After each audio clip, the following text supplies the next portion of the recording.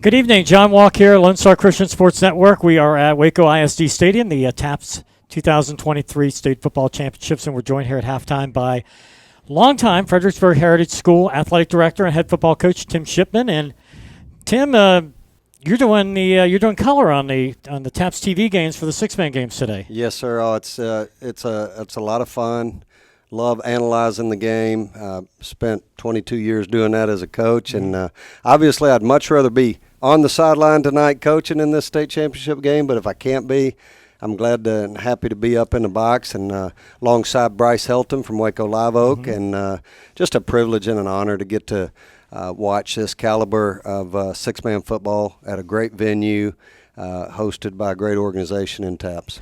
Well, somebody who has been on the sidelines at this game many, many times, 9 times, and Fredericksburg Heritage, and you've got 7 wins, the most of any TAPS six-man school. Midland Christian is second with 5, and then with the win by, golly, it's been a long day. It has, by Emory Weiner, they move in. There's now 3 schools, Jesus Chapel, Greenville Christian, and Emory Weiner, that now have 4. So talk about some of your experience, because I think a lot of people, you hear Fredericksburg Heritage, just like, you guys are out like in your own little oasis out there, we're on the way to West Texas. Yes, sir. You got that right. Well, it's just an incredible story. It's been an incredible blessing to get to experience and have played at this level at the state championship 9 times and to win 7 of them, going all the way back to 2004.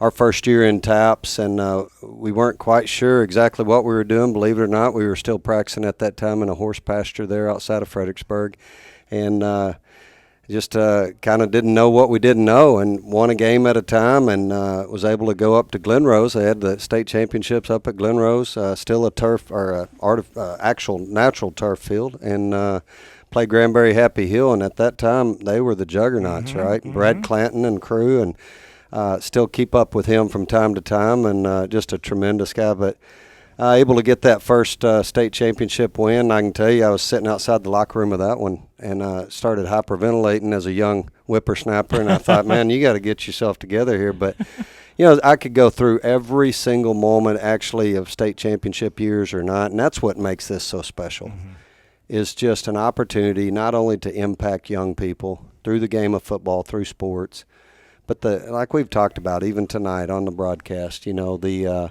memories that you make, the memories that these kids and their families make, you just don't forget those. You remember the details. You remember the things. You do forget some scores, and I think that's a good thing. It's just been a blessing, an incredible 22 years for me to see us as at Fredericksburg Heritage just go from being in a horse pasture to having our own field and some property and some buildings and things like that. So you all have kind of stayed the same size, if that's a fair statement. Absolutely. Just, over the years, what kind of folks are you attracting to Heritage School out there in Fredericksburg? In that area? For a good long time, we were kind of almost just isolated in a way, like you were alluding to, and so I think we just stayed right, stable, steady, probably about 140 students, K through 12, and here recently, probably in about the last 5 years or so, really the last 3, I've seen us go from about 139 students, now we're sitting at 208, and we're really starting to see some growth. And I think it's probably a combination of things, but the type of students that we're attracting just are people who are conservative, Christian-based. They're looking for a classical education. They're looking for good athletics that are we're focused on what we call the cake, which is building character, servant leadership, relationship with Jesus Christ, relationships with our brothers and our sisters. And that's the cake. And if we're doing those things within our athletic program, within our school, then we're hitting a home run. Now, the championships, the rings, and the trophies and all of that, that's the icing, right?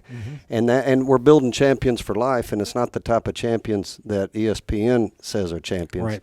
And I think that's appealing to folks, as particularly in this day and age. I think that's appealing to people really starting to be from all over the nation who are moving to Texas. Looking, where do we want to move in Texas? We want to go to Fredericksburg. Well, we don't want to go to public school. We want to go to private school. All right, there's Heritage. And then we simply state what we're trying to accomplish in their lives and build these things so that when they graduate and go outside the gate at Heritage, they can continue to stand as Christian servant leaders. And I think that is we're attracting those kind of folks. Shift gears a little bit.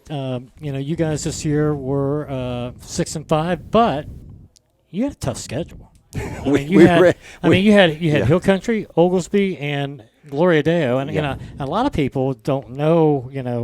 You say Bulverde, Gloria Deo, they're fairly new on the scene.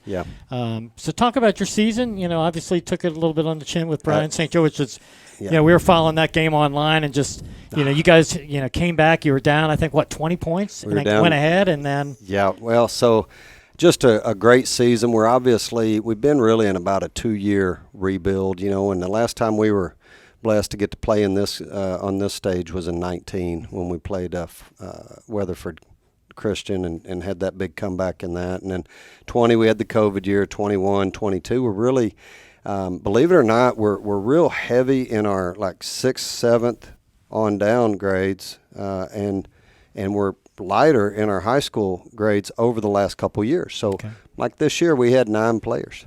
9. So you can't even figure out a way to scrimmage, right? Oh, wow. There's only been one more time in 2002 that we had 9 players, and but I will tell you, I'll go to battle with those 9 players anywhere, anytime. And when we set the schedule, we do always want to play up. It prepares us for our district because we want to be playing on this turf right here at the end of the season, and whether it's this year or the next year or the next year. And so we're playing the San Marcos Academies. We didn't mention Castle Hills. They had a nice season over there. Coach Wintercheck and crew.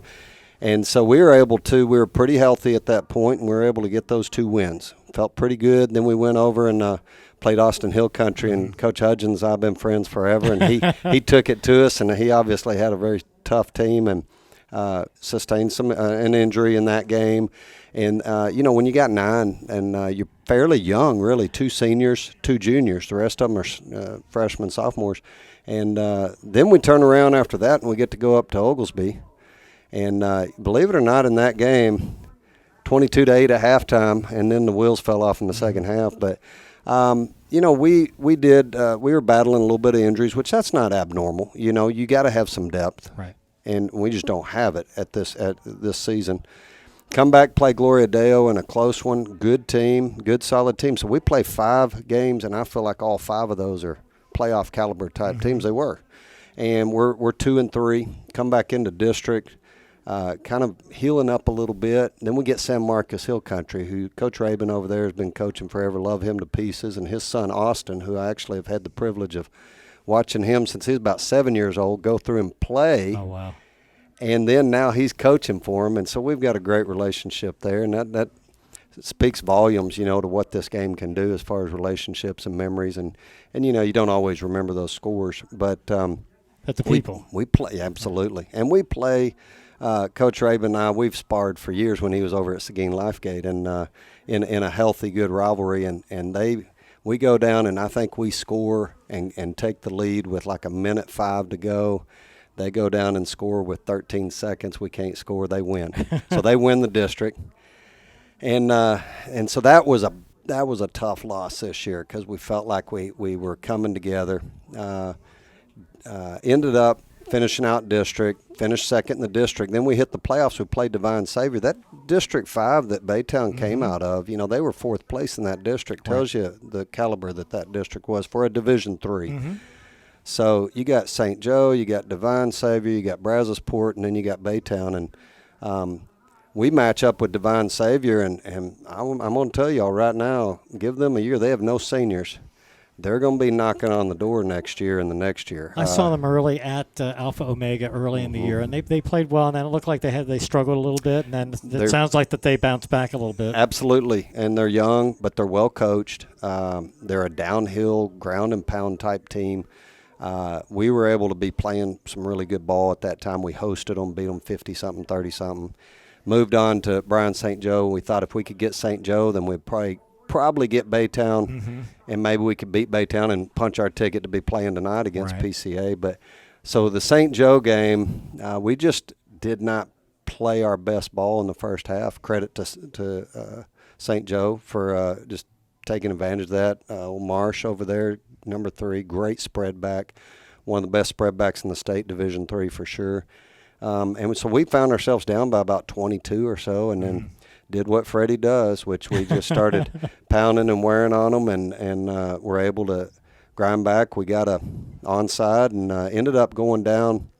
Was trying hard to manage the clock at the end. In fact, we had the ball on the 1-yard line, ran a short play. There was like a minute, half, maybe 2 minutes to go. They still had all 3 timeouts. I knew if we gave them the ball back, it was going to be hard to stop them. Right. We actually run 1st and goal on the 1, go down, clock running, they call a timeout. We run a sweep, go down on the 1, it's 3rd down.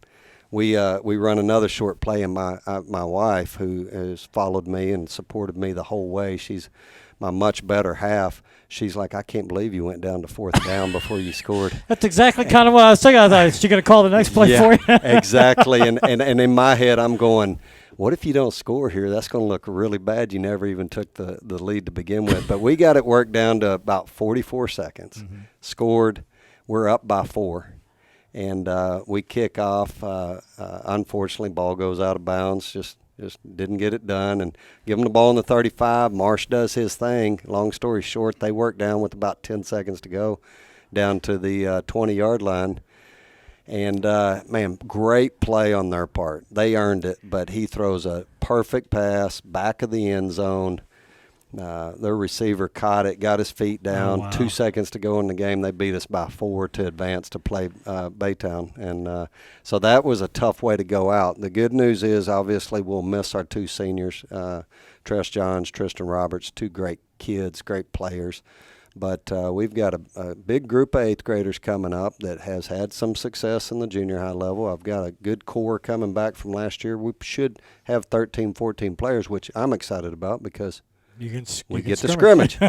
On Wednesdays, it's scrimmage. It's team day, and we get to put that together, which is important. But the future looks bright. We're really excited. We'd sure love to punch our ticket to get back to this type venue, playing for a state championship. But at the same time, I feel like the program is healthy.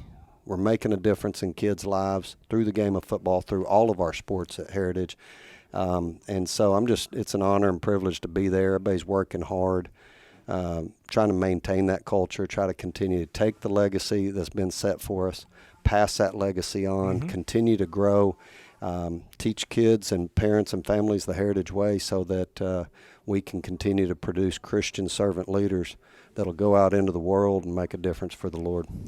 Well, I want to get you. We're 23 minutes until kickoff. You need to get back up the stairs and get with Coach Helton, but have enjoyed, first of all, meeting you. I mean, I've seen name over the years and just have never gotten face-to-face. So, first of all, it's a pleasure to meet you. Well, it's and very then, nice to meet you. But, certainly, you've had a lot of people's respect. I've had the opportunity today to talk to Cloyd Helton, Steve O'Hulan, and Tim Shipman. It's been a great day. So, and I'm honored to be able to do that. So, I appreciate your time. Again, congratulations on leading a great athletic program out there in Heritage. Of course, your girls run the volleyball state tournament, and we can spend some time talking about that girls program, and that I'm very proud of them and what they've accomplished over the last several years for sure. Well, very good. Again, we've been joined by Tim Shipman, the athletic director and head football coach at Heritage School out in Fredericksburg, and Tim, again, thank you so much for your time. I appreciate you guys. Right, thank you for everything y'all do. Very good.